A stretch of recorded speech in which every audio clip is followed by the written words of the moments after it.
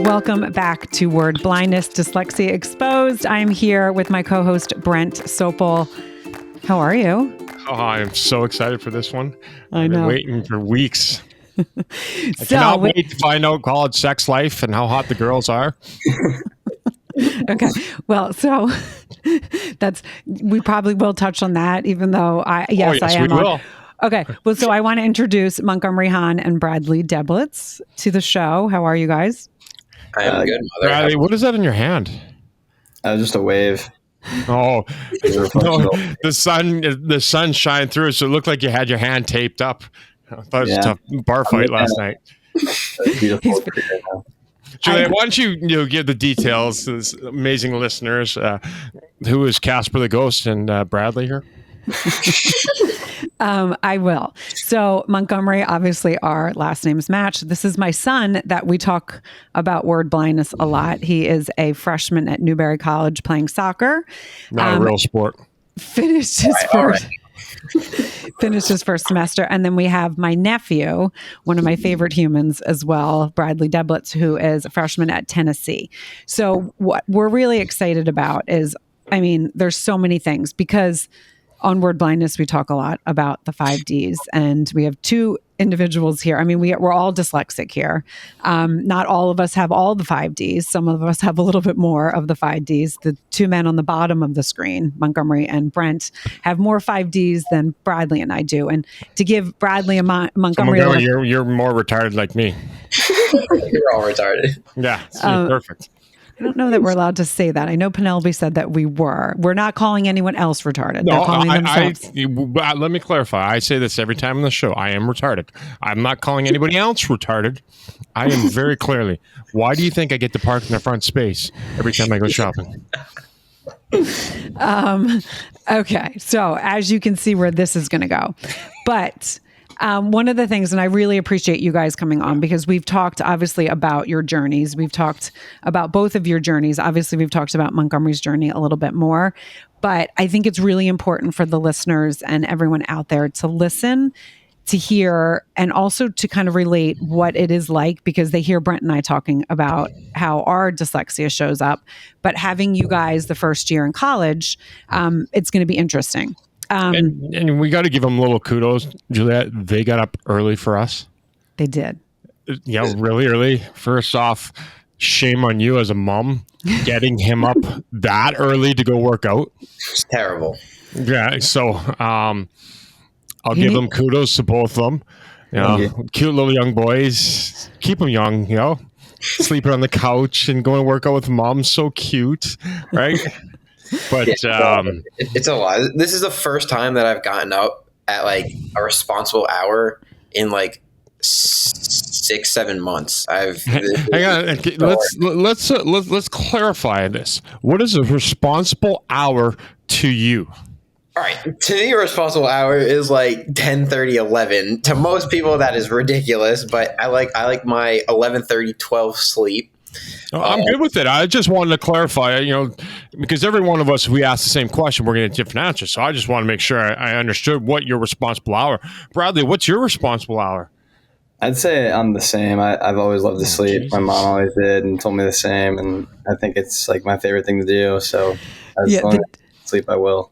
The Deblitzes, when you talk about sleep, the Deblitzes take sleep to a different level. As Bradley said, my sister, even when the kids were newborns, like she'd be like, no, I don't hear them. They sleep through the night. I would go and I'd be like, no one's sleeping through the night. You just don't hear them. And so she'd be like, oh, really? And I'm like, yes, I'm up with your kids now. Why is this? Oh, she sucked you in purposely. 100%. I really would love to start this, because I know, Bradley, you and I kind of talked right before you were going off to school. We've talked a little bit about dyslexia and how it's kind of presented in different people. And we, like, really right before you were going, we got kind of in a great conversation. And that's where I came up with, I always knew that I wanted Montgomery on, but I was like, it'd be great to have both of you guys on. So whoever wants to start, but I would really appreciate you guys taking us back to your earliest memory of when you realized school sucked and that you were struggling. Well, go with, Bradley because it starts with a B. It's early in the alphabet. Montgomery, it's child abuse having a name that long, being dyslexic. So Bradley, why don't you start with us?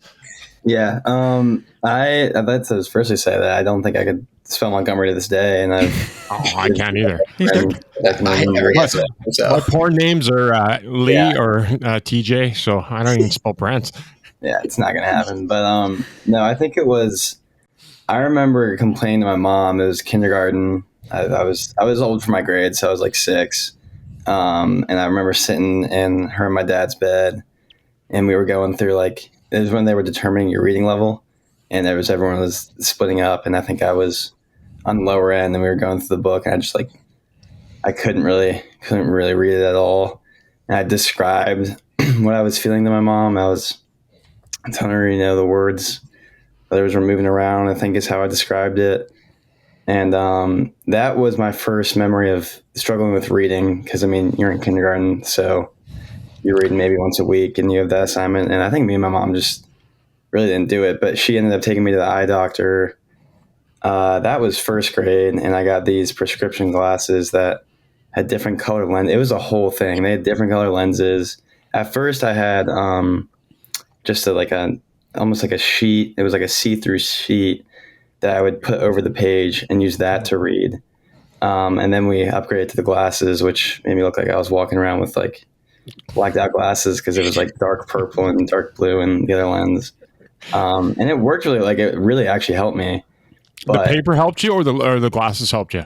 The paper did, for sure, yeah. But the glasses were definitely the next kind of step. Luckily, we were blessed enough to get those. And then I had the other thing, which I didn't really realize till later in life. My mom kind of described this to me, and Aunt Jules, you as well.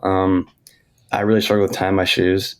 I think I wore Velcro shoes till I was probably forced to wear tie shoes, which is when I started playing soccer. It's 3rd grade, and then my dad finally was like, "Okay, you need to figure this out, kid," and sat me down for a while. But no, I talk about that. Well, first off, I appreciate obviously sharing that, but I hope you realize how smart you are to be able to say how you felt and what you were seeing to your mom at that age. Mm-hmm. Is incredible, because I couldn't relay some of those words until the last couple of years. So that's how smart you really are. So I hope you know that. And the tying laces, I talk about that probably every day here, because that's part of the fine motor skills that we have. And I have coaches all the time. Fucking kids, you're not going to your parents' tying shoes. I'm like, hey, whoa. There's a reason why. Mm-hmm. So don't. And so I use that as a reference point all the time. So I just wanted to jump in, and say how smart you are to be able to transition and tell your parents at that young age how you feel is pretty impressive.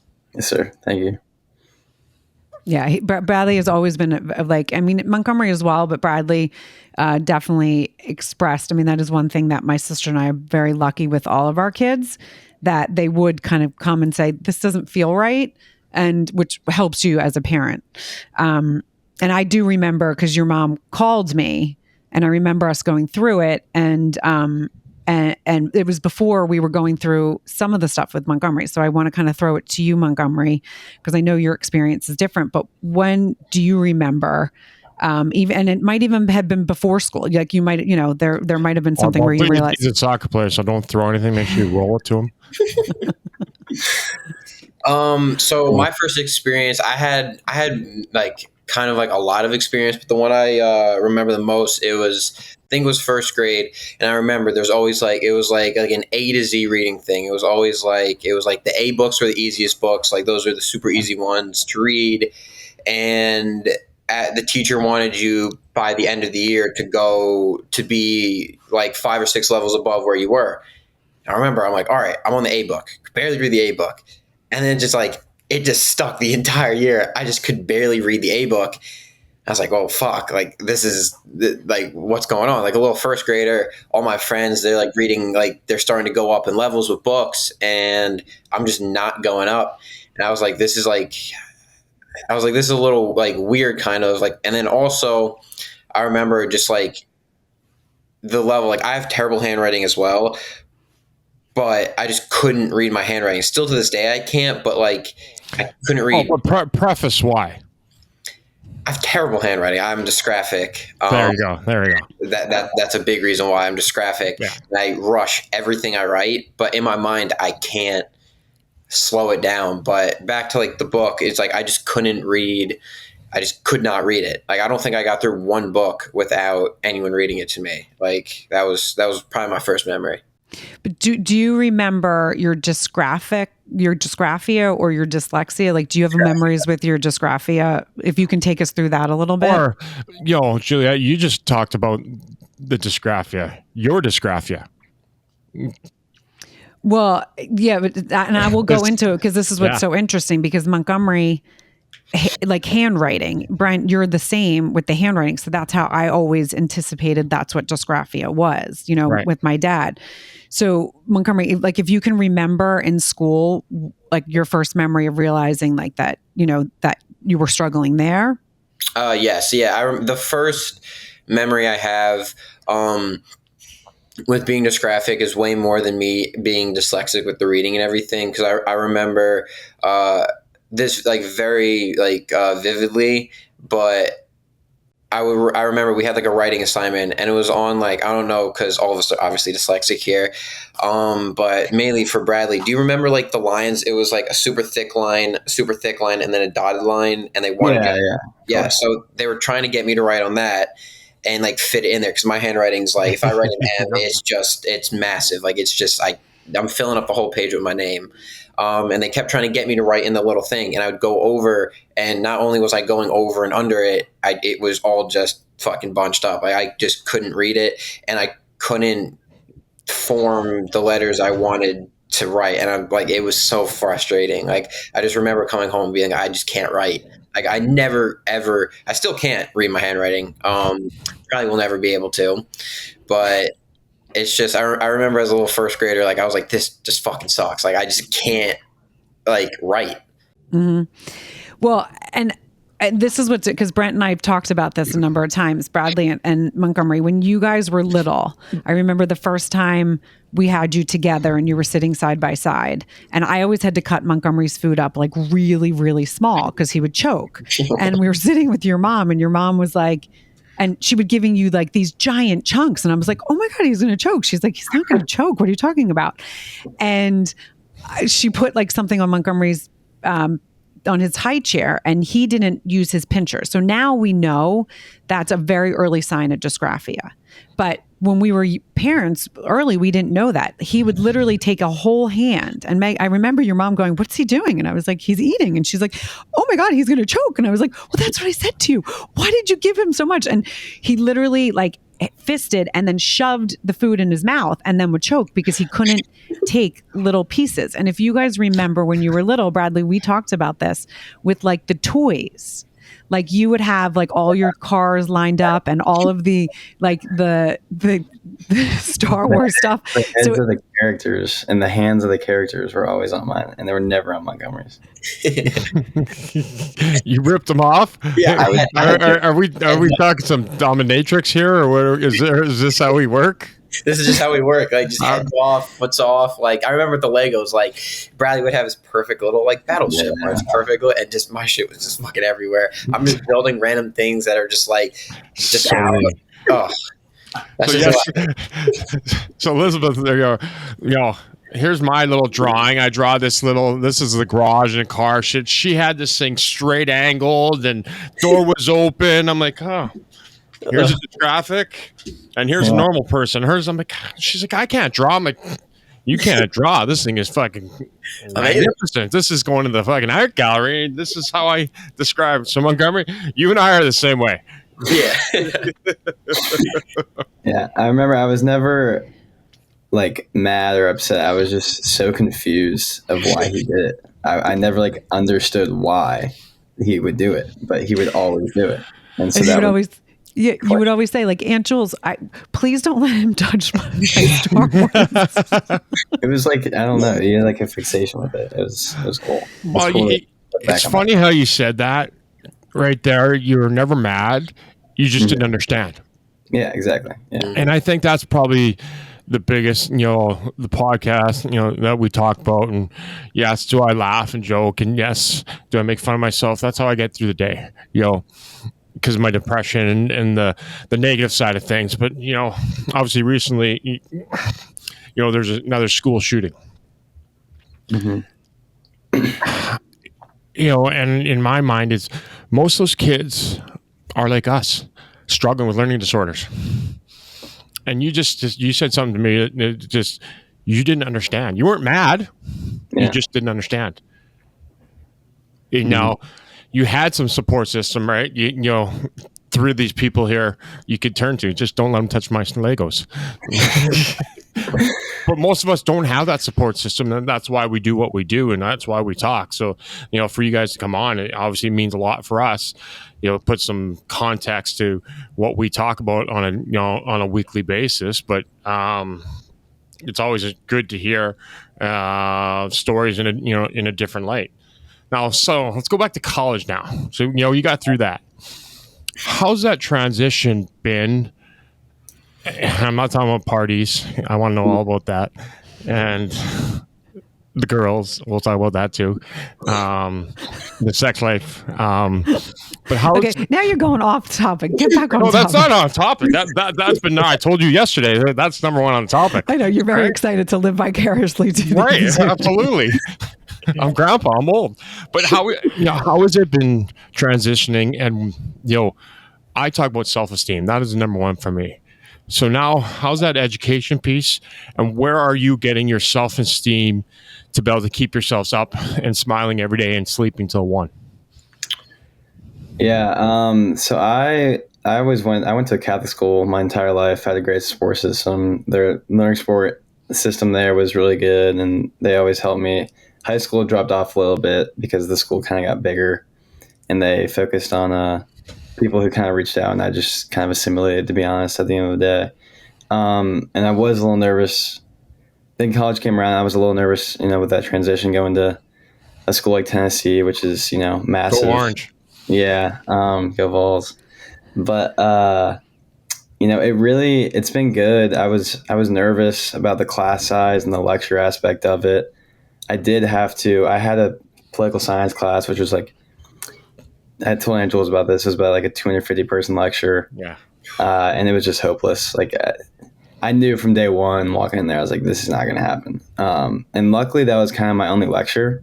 So I did end up dropping that class, probably gave up on it a little too early, but I never really gave it a chance. And it really wasn't that bad looking back at it. The class was it was Monday, Wednesday, at like 10 a.m. You had this. Oh, that's why. That's why you didn't give it a chance. It was before that 11:30 window. And that added. But then it was cool because they had a Friday break off at like 12, and it was with like more of a 20-person group, and you kind of discuss everything. But I mean, I'd be sitting there, and I'm like, dude, like the professor, they just kind of go up there and talk and go through the textbook and stuff. And the reason I thought I would be able to succeed is because I would really like the political science aspect of it and be interested in what he was saying. And it was just back to stuff that happened 600 years ago that really doesn't have any impact on what I'm doing right now. And I'm like, dude, okay, no. So my dyslexic daughter, again, she's here in college too. She's doing, political science. So I heard about all that. But again, amazing, able to articulate that, to understand that, to look back and, not being our age, 51 almost, and, almost 50, we can look back, but to be able to look back in such a short time frame, like only a few months, and say the things that you are saying is incredible. Juliet, no? No, yeah. I mean, and one of the things that is, I think, beautiful about both of these boys, they also support each other. Like, I know if times they'll be like, hey, dude, like what's going on? I mean, that's something that my sister and I is really important to us to create that, because she and I have always been so close. But the communicating, I think from very early in all of our family, my sister and I, like that was what we were brought up on. Like, you have to communicate. Like, if something's not right, you need to talk about it, because it's only going to go sideways, right? Like if you don't talk about it. And so I think knowing, okay, I'm nervous to go in there, and Bradley, saying, I gave up a little early. Whether you did or not, you could always take it and now know, okay, this is what it is. Because I shared with you that big lecture, and I was like, that's when I got diagnosed with a lot of stuff in college, because I was like, oh my God, all I did is count the red shirts, look who the cute boys were. I could hear the clock. I could hear people tapping their pencil. And then the class would be over and I'd be like, oh my God, what did the professor say? I didn't hear anything. And that's where like I realized, I needed more and more help, because I can't get by what I did in high school. But I think having that, you had the expectations of like, okay, there are going to be some things that are going to be hard. Can you, and then Montgomery, we'll jump into you for a second, but can you take us through any of what support Tennessee has for you with your learning style? Yeah, so they actually do a very good job. You have to reach out kind of before the semester starts, but I think his name was like Eric Winkle, and I had a Zoom call with him. You could have it in person or a Zoom call, but I just had to have a Zoom call. Winkle? Did you say yeah, Winkle? Something like that. Okay. I ended up meeting him. He was about 5'4", 200 pounds. It's about what I thought it sounded, Winkle. Yeah, no, like big smile on his face, like. But yeah, so I had a call with him, and he, was like, "So what's your like learning disabilities like?" And I kind of just described it to him, and I never really had been asked that question. My mom always just kind of submitted my accommodations, and they just like chose like, okay, this is what the kid needs. But he like kind of interviewed me. It was pretty cool, and was like asking me all these questions about like what goes through my mind when I'm taking a test and stuff like that. And one thing he prescribed me, I guess, which was new, was he allowed me to like get up and move during the test. Like you have the ability to do that, and they have a whole testing center, which is awesome, which I use for my exams. And I didn't actually utilize it. I definitely could have, but I was honestly just too nervous. Like I didn't tell him. I told him I had diagnosed generalized anxiety disorder, but that's really ran my life. It's that part, and in the back of my mind, I'm like, okay, like there's gonna be people looking at me when I'm standing up. I'm not standing up. I'm just gonna take this damn test. But yeah, I should have. But yeah, no, they did a great job. But you might be able to, like, as you get more comfortable with it, and I appreciate you talking about that, because I know your anxiety does run more stuff, and Brent can really talk about that. You're not alone. Yeah. Trust me. That's the worst. Right. And but the fact that you were like, okay, I acknowledge it. I mean, you also pledged a fraternity, and were able, and you were really busy with all of that, and were able to kind of juggle it. And so how was that juggling it? And did you feel like having that testing center was like, okay, it just felt good to know that you had a place? Yeah, it did make me feel, because that's always been one thing that's been a constant with my education, has been that, ability to be in a smaller room and kind of be isolated. And they always make you feel so welcome. Like that feeling is just the best to me. You walk in there and they have the sound machine going, and it's like just the sound machine. Yeah. My daughter sleeps with that thing, and she sleeps with her eyes open. I walk in the room, I'm like, what the fuck is wrong with this girl? It's a serious thing. I've had. Yeah. My mom swears it's crazy, but I've had the same. It's the only sound machine we've had that's never broken.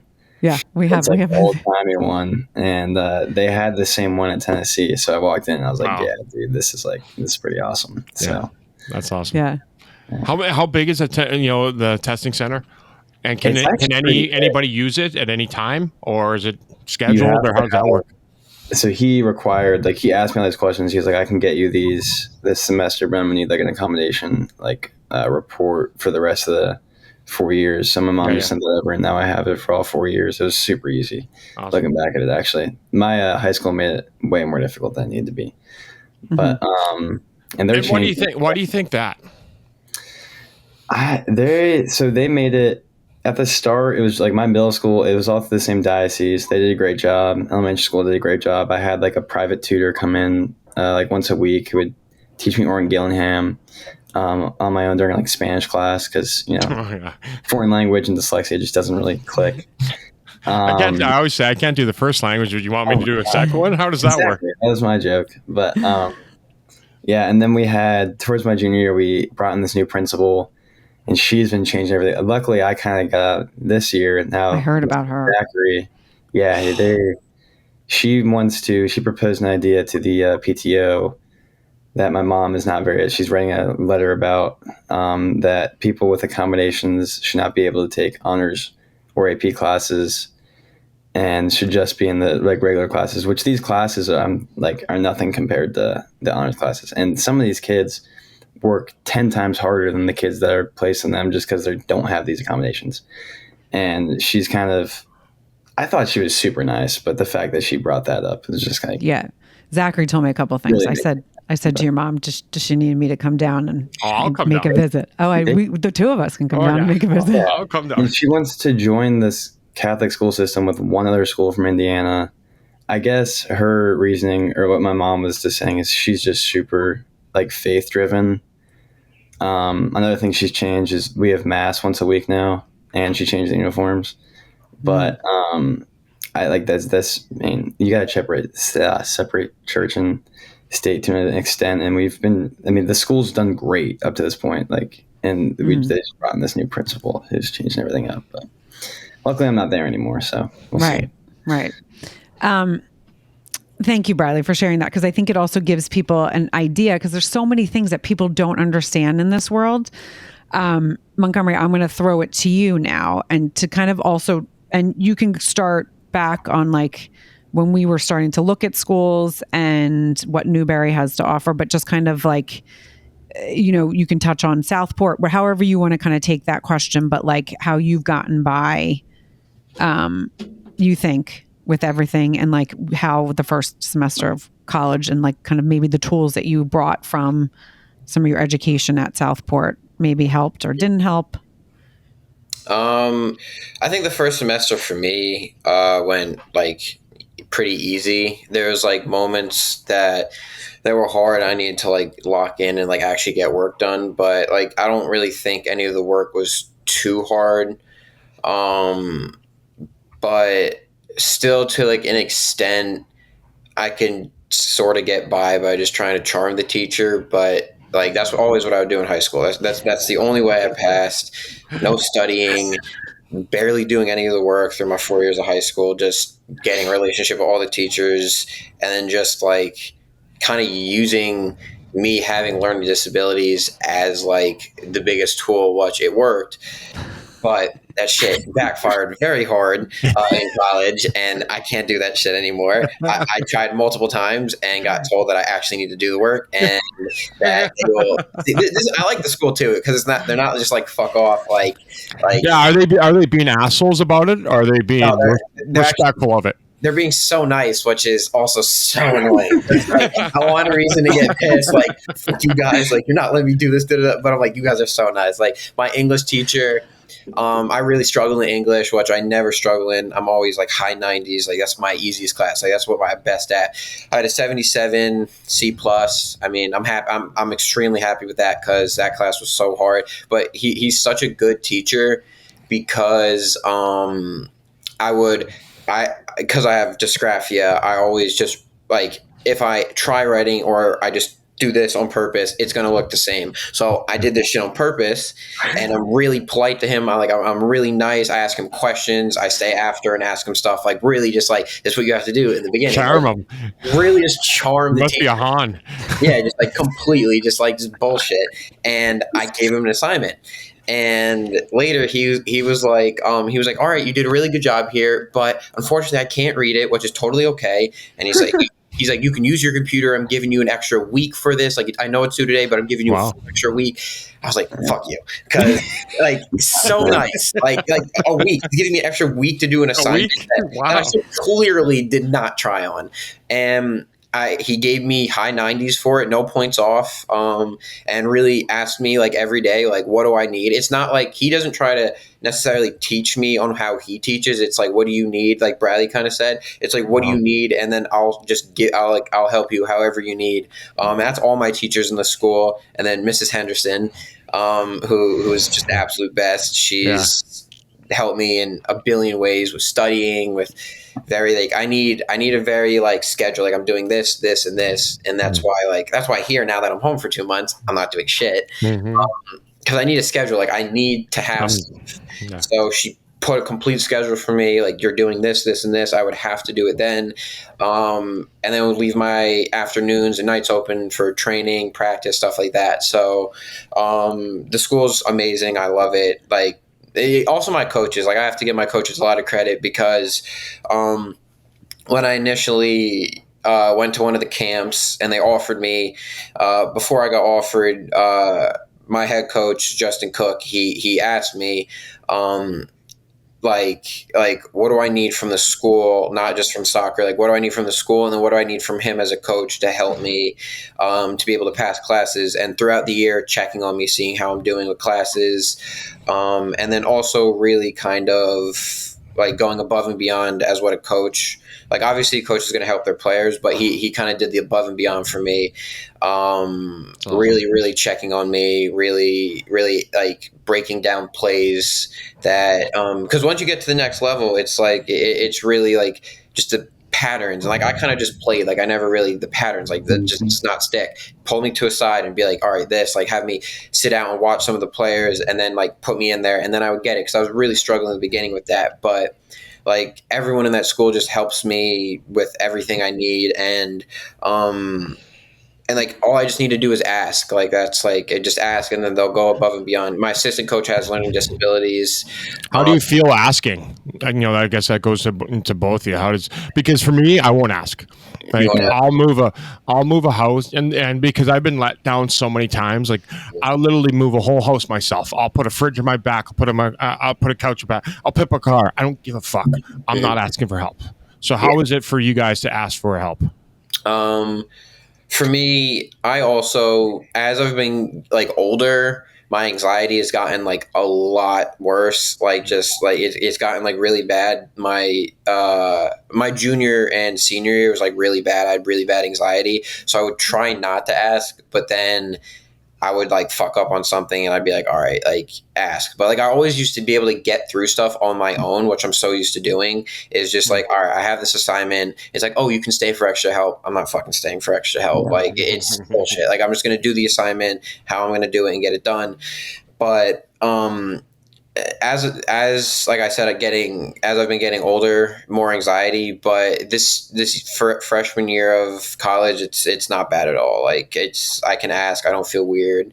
I don't feel like uncomfortable. Like, oh, people are going to judge, because I mean, like I kind of have to look at it at the standpoint, like all of us are human. Like we all have questions. It doesn't really matter what question you have. Like you just got to ask. So I've been getting a lot, like I always ask, but like sometimes like when I was younger, I'd feel weird and I wouldn't ask, but then sometimes I'd feel weird and still ask. So it's kind of like how I'm feeling, but now I ask a million questions. Bradley, what about you? Yeah, I really only ask or tell people I like truly trust. So like, for example, my mom, that's obviously the first person I ever told about and asked for help. And then first grade through third grade, I had this amazing teacher. Her name was Miss O'Connor. She moved in third grade to a school that was for, like, I guess it was like an Orton Gillingham school. So just people with like dyslexia. The school was like $30,000 a year. Was it Fletcher? It was Fletcher, right? Yeah. Yeah. So she moved, which was like truly brought me up from those like first 4 years of school, helped me get through there. And that's the only other person I've really ever asked. And then we got this tutor who would come in to the school and help me. And she was there as well since about second grade. But she did help me all the way through high school. So that was kind of the only person I would really ask. In college right now, do you have somebody that you can ask? Because, you got 4 people and 3 other people here you can ask. Yeah. There isn't much I haven't gone through. Aunt Jules can tell you, it's quite a wide ride of it in, so you can always ask, and you're never going to get judged. Anybody here, so know that. Mm-hmm. Yeah, I feel like now in college, I'm definitely more, and like I mean, this is obviously the most independent I've ever been in my entire life. Like, and I've learned that. I think I've told my aunt and my cousin about this, but one of my roommates is probably one of the smartest people I've ever met in my entire life, and like one of the kindest people I've ever met. He made it into Brown in Stanford, and he just decided to come to Tennessee just because it was a family thing for him. And he's been great if I ever need help in like math or anything. Like he just knows it. It's incredible to me. Like I'll have this whole packet due, and he'll walk in there and look at it, like, oh yeah, this is this, and like walk me through. I'm like it's incredible. Where's he from? He is from Memphis, Tennessee. He's Hispanic. He's the first person of his family to get to college. His mom was a Spanish teacher at an all guys Catholic school, and that's how, that's what he's doing. He's pretty awesome. He's a biomedical engineer. And he plans to graduate. What? Biomedical engineer. He wants to be a heart surgeon. That's cool. But that's so awesome that you have that. And I feel like that's pure luck. Just literally. But it's interesting because I was telling Brent before, just like some of your guys, journey as you guys were younger, and just because your mom and I are so close, and we would always the support that you guys have had with friends. Like Montgomery has been through so many different schools, and so it was always different. But your support, like with Frank, and Frank being dyslexic, and you having what's it, symbiotic relationship? Like it was crazy. Kid. So tell us a little bit about that. As you were younger, having people that understood too.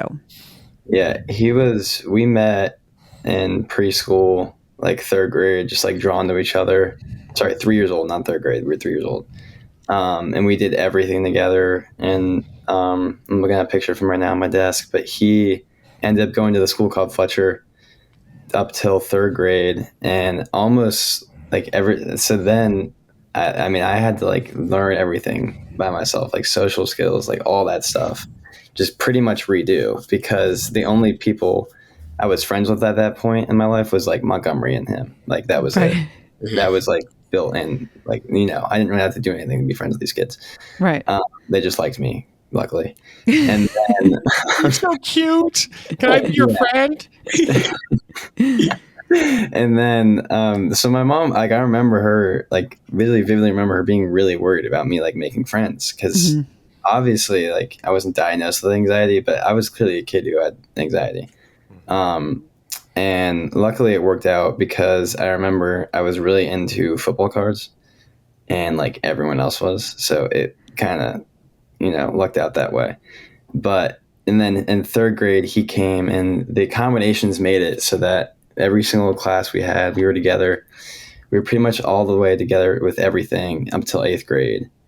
And then freshman year of high school starts, and my mom told me this later, like my mom and his mom and the school decided they're going to slowly like break us apart, because obviously that was not going to work for like our future. Like we were that close. Like we would, like him being in the same room with me would make me not nervous. Like I would be able to be myself truly with him being just like in there and like take tests, not being nervous. Right. It also led to, us having too much fun, which it helped me gain a lot of confidence and stuff, and it made me the man I am today. But I can assure that the teachers, maybe didn't love it. Here's what I say to that is, I probably have the worst anxiety in the world, because I never had that. I never had a friend. Yeah. I never had somebody who understood me. I never had a teacher that understood. The first person that ever understood me in life, who that is? That's the other person on the screen. Montgomery, your mom. It took 46 years to have one person understand me. So, you had somebody.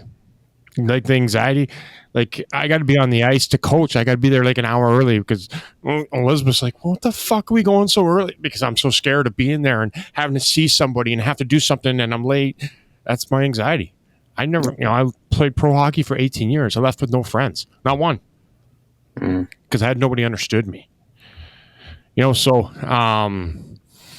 it's pretty special that you guys have this family that you do, the support system that you do. It's something that I would dream of. I get judged every day for being retarded, and I'm okay with that. But if I didn't have your mom, I didn't have Elizabeth, I've talked about doing many things. I've talked about being down, so anxiety is, I'm probably one of the worst in the world. Yeah. And I truly, like, now that I've learned or like seen or just been away from it all, I can truly see how blessed, we are. Yeah. And can only imagine what it would be like having to go to even just a public school for me. I can't imagine how hard that would have been for me growing up. But yeah. No, and I always remember because with Monk, we went to he was in so many different schools, but one of the things, and again, for your mom and I to raise two kids that were such peas in the pod, but also different, because one of the things, and your mom and I are like the same sort of way, we're like peas in a pod, but then we have our differences where like Montgomery and I can make friends in a paper bag because it's just one of our, it's how we win people over, right? You just try and charm each other. That's what you do, right? Well, that's how probably we get by. If you and I are alike, I think those two chuckleheads are too much alike. Yeah. But that's how we would get by. It's like, okay, how can I talk to this teacher? And it never anything that we were like, I didn't sit there and think like Montgomery clearly was like, okay, I got to charm this teacher. I didn't realize that's what I was doing until I was older, being like, oh, that's why I was always like, I'm always just curious about people. Like I really do enjoy learning about people. And so that also helps. But Montgomery, if we can kind of swing it over to you and take us through, because you went to many different schools, right? I mean, you've had kind of both worlds of struggling in public school, going to the private school, going back into public school. And I know I was always like, I'm not worried about it. He'll figure it out, because I had that confidence in you and I knew that you would figure it out, even though I knew there was also going to be times where you were going to get your ass handed to you. And I'd be like, okay. I mean, how many times we talked about moving to Charlotte and putting you in Fletcher with Frank and Bradley. I mean, we talked about that all the time. And I would say, to Aunt Meg's, like, okay, if that's what God wants us, it will happen. We can't force it, because we have to believe in what God is putting us in our path. And if we overthink it, sometimes that's where the anxiety, and I would always say that's how I tampered my anxiety. Just have to kind of like go and know that it's out of my hands. But if you can take us through some of your, schooling and friendships and along your journey. Mm-hmm. So I went to the Southport school. That was my first, that was my dyslexic school. Everyone in there had a learning disability. And that was all Orton Gillingham. And that was kind of like the basis of how I really started learning, because I didn't learn anything up to that point. And I joined the school in fourth grade. I spent 3 years there, and looking back now, realizing I learned everything from that school, because it's kind of like you go in not knowing really how to learn, and then you leave knowing how to learn, but you don't know that you knew how to learn, because that next year in that new school, you realize, all right, this is actually doable. I can actually do it. I can read now. I still cannot write. No one is fixing that. I still cannot do math. No one is fixing that, because I'm also dyscalculia. So I have literally everything. So that's impossible to fix for me. But just being more social, being more kind of not outgoing, because I've never I hid away from trying to make friends because of being dyslexic, but it was kind of everyone in that school has a learning disability. We're all the same. So it's kind of I could just not worry about having a question, or not worrying all right, my schoolwork's terrible, but it's all right, the kid next to me schoolwork's terrible, the kid behind me, the kid in front of me, everyone has terrible schoolwork, terrible handwriting. And then when I went to when we moved to Long Island, I went to the middle school. And it was kind of it wasn't that bad, but then there's things that I kind of realized, because I really didn't start realizing that I was super different until, I went to the middle school, because back when I was at Southport, I wasn't really friends with anyone from other schools. There's only Southport. So I'm all right, this is the normal. And then when I got to West Hampton Beach middle school, I was all right, this is not that common, not normal, because I can't type fast, which everyone in the school wanted me to do, because I couldn't read my handwriting, but I can't type also. I would speak it into my computer, and they would give me an iPad computer that I would use separate from the computers they gave us, but I would have to go sit out in the hall, and I would have to sit in a desk in the hall in the corner and just speak. I'm like, all right, this is like fucking weird. Like this shit is not normal. Um, and then like it's kind of like it almost like when you're in that situation almost hinders you from really making friends if you think about it, because I'm not in the classroom. I'm getting pulled out to go to different classrooms.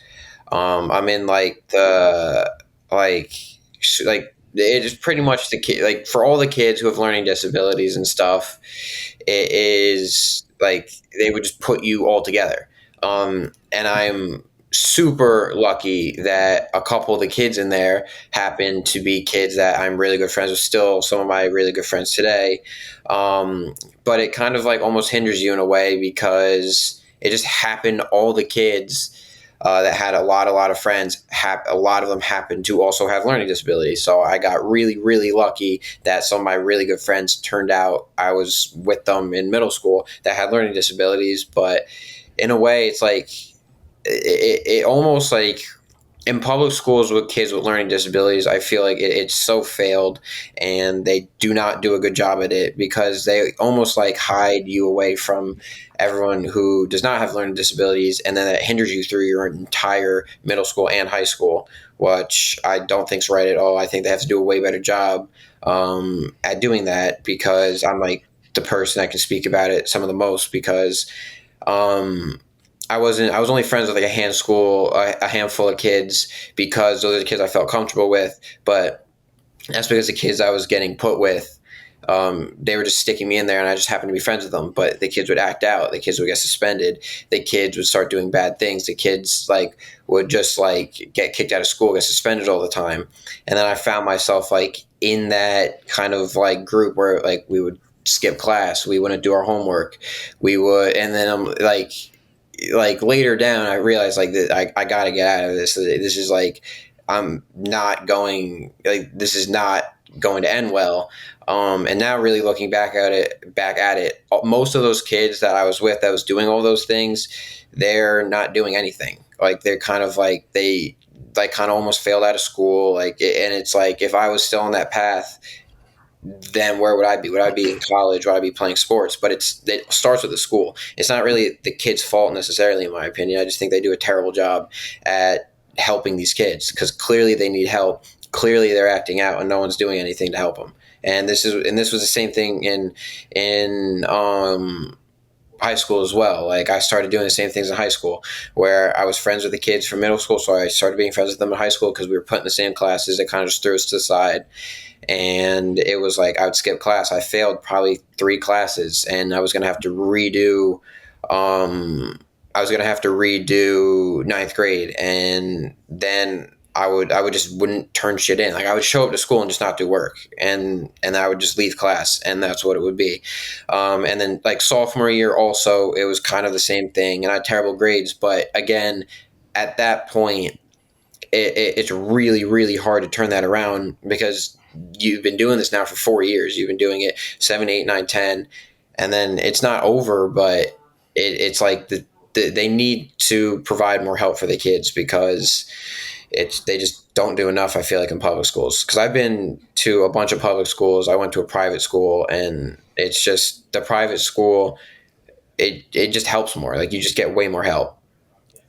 Yeah, to touch on that a little bit, Frank always likes to claim that Fletcher helped him beat dyslexia, because he got reevaluated, and they said that he learned enough tools through Fletcher to the point where he can like cope like a normal person, I guess. And so he doesn't need as much as the accommodations anymore, which I thought about when you said they taught you how to learn with the reading thing. Yeah, they really did. They really teach you like kind of like just the basics, and they help you build it up through the years that you're there. Like that school is amazing. For the 3 years I went there. You say Frank goes to Notre Dame now? No, that's my other best friend. Okay, good. We don't like them. We don't like Notre Dame. Just no. Yeah, he's from the second that kid was was my friend. I was like, yeah, you're not really going to need to worry about learning too much, to be honest. Play football. Football, again, football's not a real sport either. It's soccer. So you talk about sports. We have a hockey prejudiced hockey guy. Gets real salty when you talk about the other stuff. And Remember, it's a real man sport, none of this other stuff.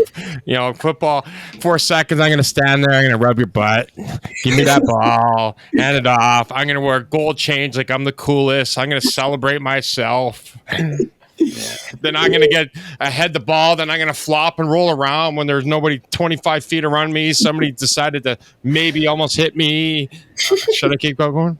Oh, okay. No, you can stop. We got the point. we got the point. It's so funny. And I think that you guys brought up a lot of things, because I remember, and being a parent, knowing that Montgomery was going to be in some of these classes, like I would fight. Like I was always that mom that was like, okay, I know you're not allowed to tell me the makeup of the class, but I want to know the makeup, because my senior and junior year, when I needed to get additional time for my SATs that I couldn't get up, I was put in the resource room. And I remember the kids that were in the resource room. Those were the kids that, were constantly in trouble, fucking around, and or there was something really wrong with them. And so I would always be so protective of Montgomery, but knowing that I couldn't be too protective, because what other choices did we have? We were so fortunate that we had Southport when we did.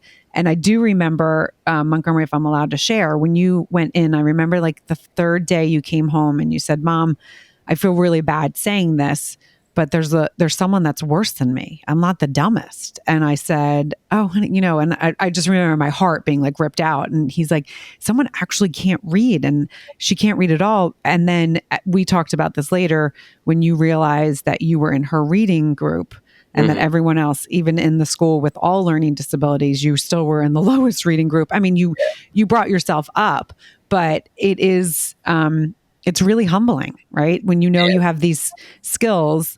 I remember when you guys were both diagnosed and you said to me, well, wait, isn't Bradley really good in math? Why don't I have that dyslexia? I was like, I know. You got mental math is the only thing I'm like really good at. But that's a Deblitz, right? That wasn't a Williams. The Williams is. I think my uncle is pretty good at it. I think that must be what it is. But it's Bradley, that's an amazing skill, though. Like, be proud of that, because I got dysgraphia, right, Montgomery? Dyscalculia, right, Montgomery, right? Dyslexia, ADHD, you got them all. So you could be like me, like a fucking mixed bag of nuts, and never know what's coming out. Yeah, right. Yeah, it was the one thing that was a little annoying about it is not annoying. I guess it was cool, but I was the only math aspect I would say I was like excelled at to a certain extent was the mental math part of it. Like I think fourth grade, I like did pretty good in the math B. So my mom had this expectation that I was going to be this like math genius. She did. And she didn't realize that I was only good at like adding, subtracting, and like division. And then I'm like in the lowest math. I'm like, Mom, it's just the mental math. Like, oh wait, so I don't know that I knew that. I had like learned this later because she brought up my expectations. I was like mad at myself for not being, one of these crazy smart math classes, and then.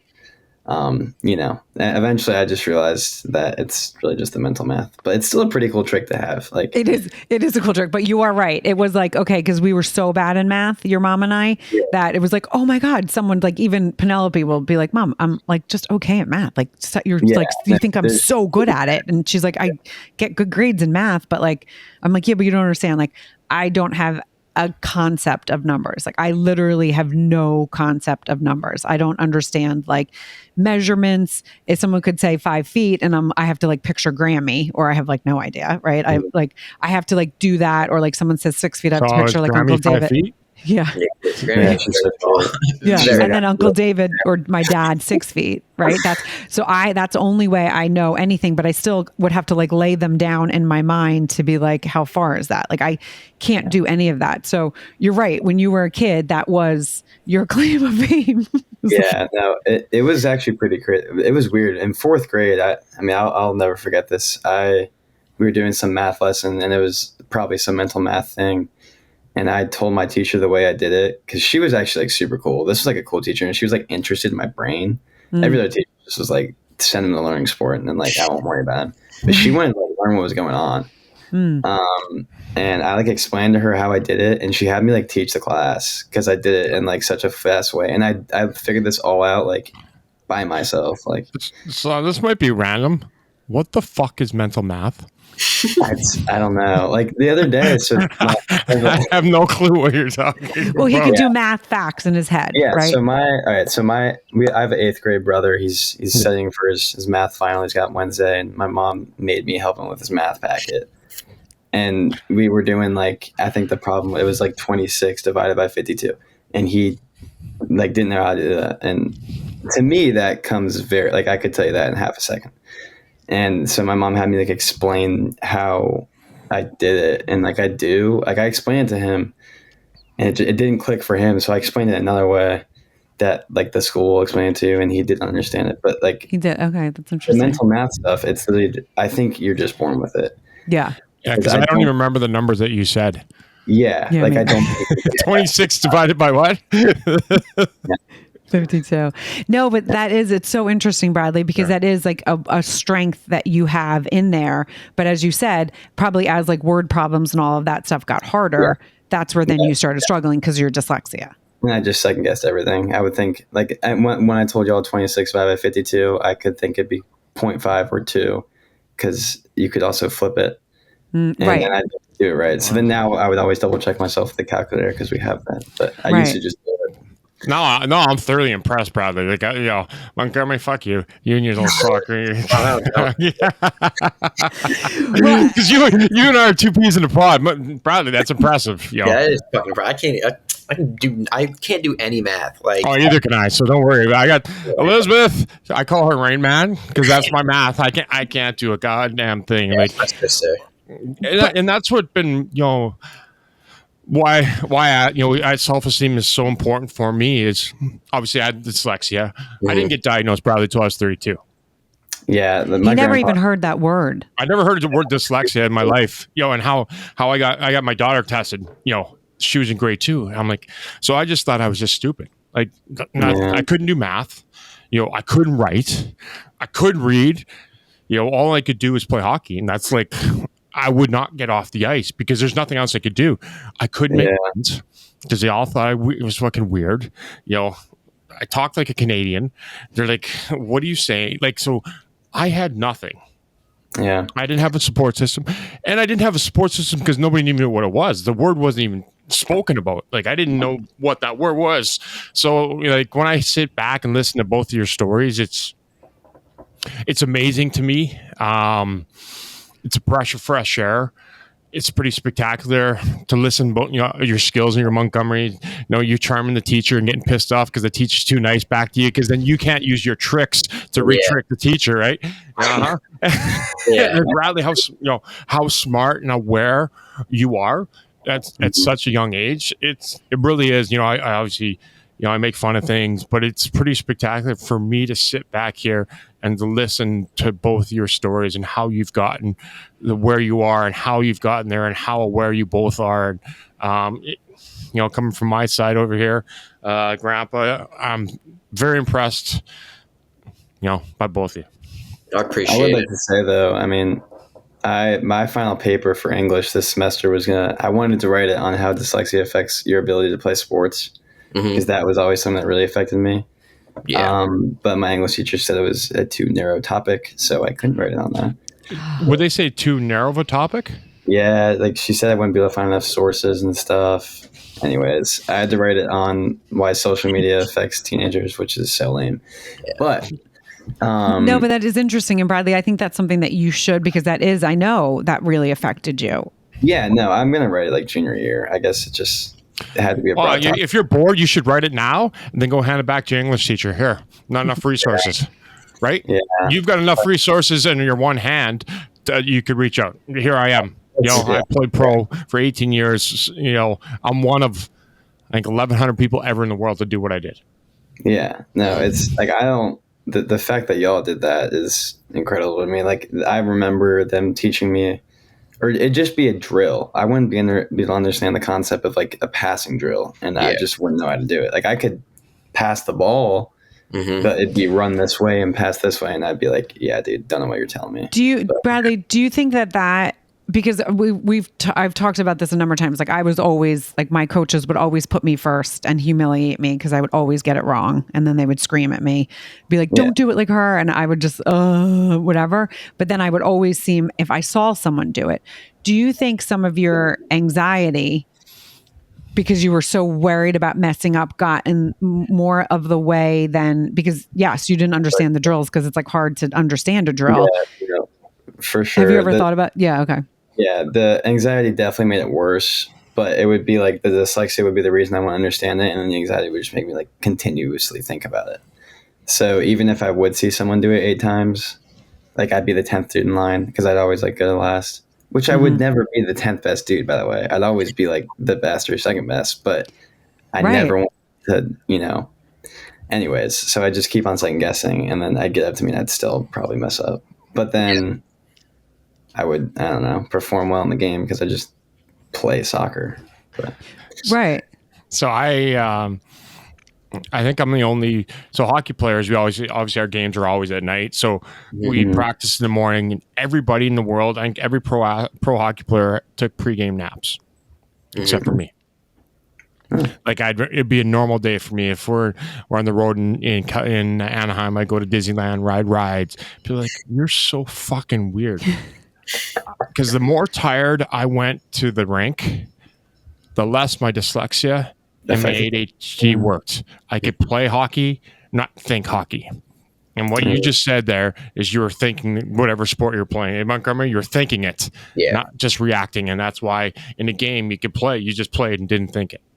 Yeah, that's what would happen to me a lot. Like what Bradley said, like especially like I never really dealt with like my dyslexia in sports until really this year. I was going to say, I remember you calling me and saying, but go ahead. Yeah, like every day I'd have a conversation with my mom and dad. I'm like, I don't think I can do this shit. Like, it's just, I just can't get it. And it was probably for like the first 2.5, 3 months that I was just like, I just can't do it. Like, I would have teammates too.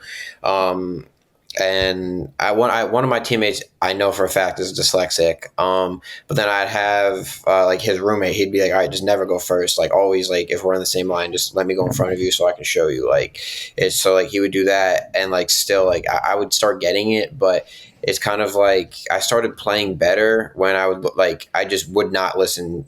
And it sounds bad, but like in the drill, it's like the coach will be like, "All right, do this, do this, do this," and I just tune it out, don't listen, and I just go.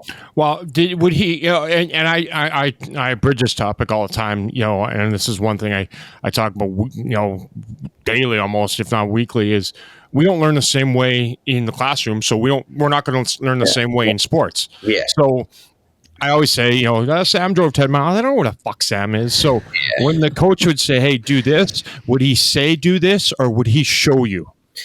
He for the team, he's like, "All right, everyone do this," and then I'd be like clearly struggling. I'd be like, "Coach," and he'd be like, "Yeah, sorry," and then he would break it down for me. And like I said, like our assistant coach also has learning disabilities, and our coach coached him years ago, so he kind of like. And like he knows how to coach people with learning disabilities because we also have another kid, like I said, with dyslexia. So he would really break it down for me. And then I'd also stay after practice sometimes and they would break it down for me. And it's just like that's why I got to give him credit, is because like if I was with like any other coach that just didn't get it.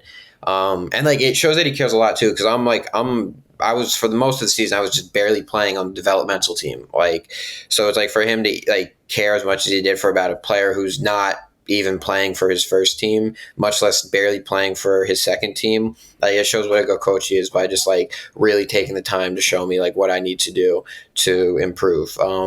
But yeah, he would really break it down in a way that I could understand, because the last 3 weeks until our season was over, like it was the best I've played it in all year, but in a long time. Like I was just like, I just would get it like quick, and then I'd just be able to play. Like when I can play, like I say this not for cockiness, but when I'm playing and not reacting, like I know I don't think a lot of people are better than me.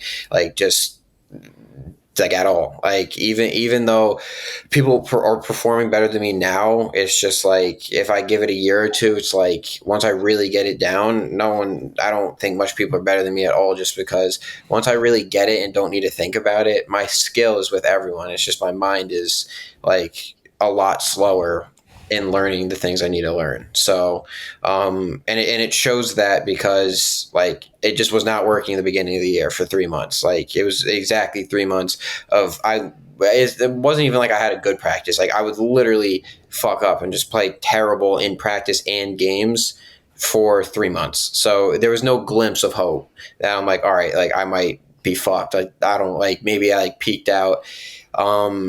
In high school, or maybe like I'm good at drills, but not actually when it comes to games. And that's when you start like your confidence just goes down the gutter, and you're like fucked at a point. But you have to like once it clicks, and it always will. Like eventually it will click, and I got lucky that it clicked. At least during my beginning of my freshman season, that I started playing better just because I didn't need to think about it. Like I could just play because I got it.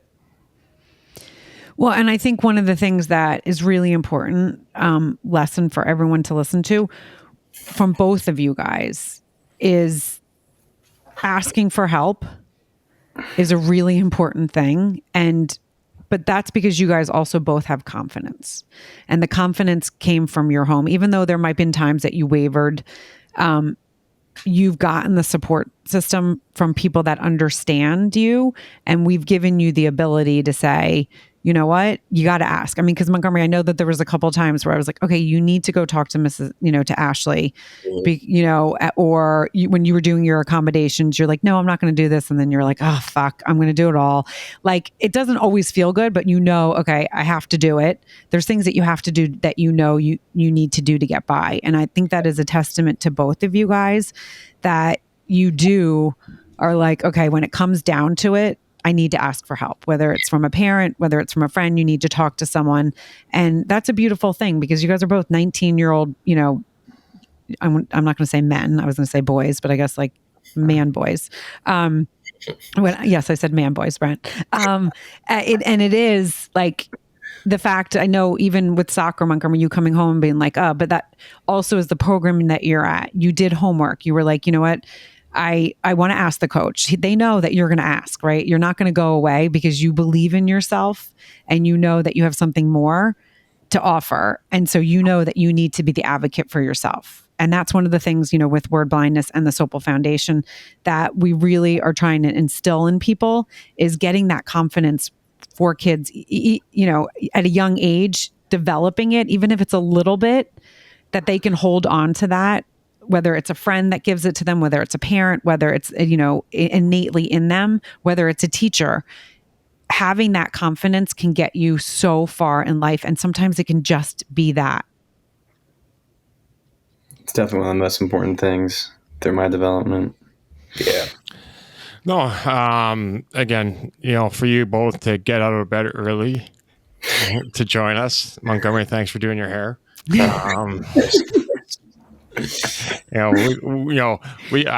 know I could go on for hours, and I just appreciate you guys kind of being open and honest, and talking candidly with us and getting up out of bed early. Yeah, thank you guys. Seriously, we appreciate you. Of course. Do you have? Oh wait. Yeah, I was gonna say, do you have any last comments? Yeah. I also for someone like this is from on my aspect on my dad's side is like my mom's dyslexic, so she gets it and stuff. And for my dad, because now my brother also is dysgraphic. Yeah, you joined the club recently. Yeah, he now added on some. Yeah, Bradley, did you know this? Yeah, you told me. Yeah, dysgraphic and dyscalculia. Yeah. So now my dad has 3 out of the 5 people in our family who have learning disabilities. So I do have to give him a lot of credit because I know him not being dyslexic at all. And just because if I was not dyslexic and my kid was going through all the shit that I was going through, like it would get tiring, and I would I'd be like, all right, like this is a lot for me to do as a parent. So I have to give him credit though, because I'm dyslexic. He loves you. Yeah, that's the thing. Like he had to put a lot of time into learning about dyslexia and then putting up with all the shit that I had to go through for the 19 years that I was in the house. So I have to give credit to him. And then obviously my amazing mother, who helped me a shit ton as well. And then Brent, and then Bradley, all of them. Brad, it's bullshit. What are we on the back end of this? Yeah. Last you mentioned. Yeah. Sorry. You have the bees. Brad, did you want to add anything? I think our grandma deserves a lot of thanks as well. She did a great job, and she, I think, educated herself a lot on the topic as well to help both of us. So yeah, no, and it's true. And I know that, Bradley, you mentioned pop-up really quick. Pop-up wasn't diagnosed until I was, until I was diagnosed. There was not, he just was the handsome, cute one in his family. But had his mom that, who you guys didn't get to know, but who was his biggest cheerleader. And that's, a lot of times, and Brent always laughs at me about it, but this innate confidence that sometimes people are born with. I do believe I was born with innate confidence. There's times where, I know you're even, Aunt Megs will say like, yeah, you were confident in times where we're all like, I don't think she should be confident right now. And so it is, there is so much to it, but if we can instill that in, from day one and have that support where we can be that support if someone doesn't have it, it is an important thing. And as you guys also are growing older and you see people, because it's 1 in 5, right? There's going to be other family members that are diagnosed. You guys, if you have kids, if, your brothers and sisters have kids, and now we have, more knowledge of it. But like some of these early things, like how Montgomery grabbed his food, like that's going to be and when all the grandbabies come, that's the first thing I'm going to be looking at. Oh, okay. This one's got it. When we knew with all our learning disabilities that it was going to be sprinkled through. And it's knowledge is power. And if we can sit here and create with stories connect us. And that is what, we all have this red thread through life, that there's something that is a little connected. When I met Brent, I know he's looking at me like a crazy, a red thread. Anyways, thank you for joining Word Blindness Dyslexia Exposed. You guys know what to do. Like, rate, review, and share. Again, Montgomery and Bradley, thank you, because this episode is going to be so important for so many people out there that also have young kids with dyslexia, or any of the 5Ds that are scared about what their future are. You guys just coming on and sharing your experiences are going to help. So we appreciate you guys. Yeah, thank you guys. Thank you for having us.